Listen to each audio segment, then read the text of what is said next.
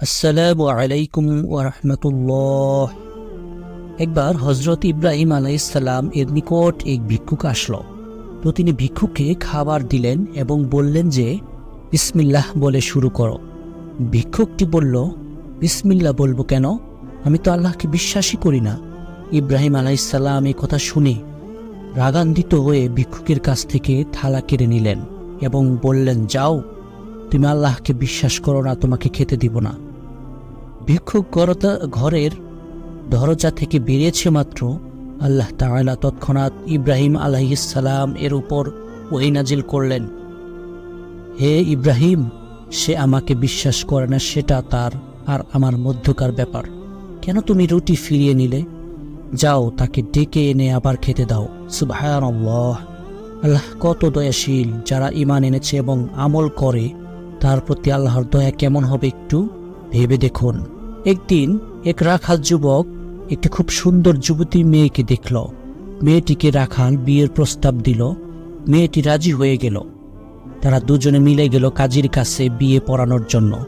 কাজী মেয়েটিকে দেখে নিজেই পছন্দ করে ফেলল এবং বলল, ও তো রাখাল, আমি তোমাকে বিয়ে করব। এতে রাখাল ও কাজীর মধ্যে ঝগড়া লেগে গেল। এবার তারা তিনজনে মিলে নালিশ নিয়ে গেল পুলিশের কাছে। পুলিশ মেয়েটিকে দেখে বলল, ওরা দুজনেই বাদ, আমিই তোমাকে বিয়ে করব।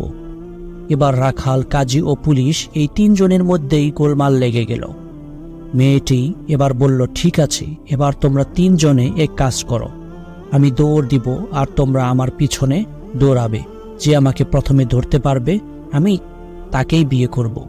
এবার মেয়েটি ছুটল এবং তার পেছনে পেছনে তিনজনেই ছুটল। ছুটতে ছুটতে এক সময় তাদের সামনে একটি গর্ত পড়ল।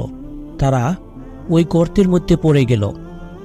বন্ধুরা, ওই সুন্দরী যুবতী মেয়েটি হলো দুনিয়া, যার সৌন্দর্য আমরা যেই দেখি সেই মুগ্ধ হয়ে যায় আর তার পেছনে পেছনে ছুটতে থাকি। কিন্তু ছুটতে ছুটতে এক সময় আমাদের সামনেও কবরের গর্ত এসে যায় আর আমরা ওই গর্তে পড়ে যাই আর দুনিয়া আমাদের হাতছাড়াই হয়ে যায়।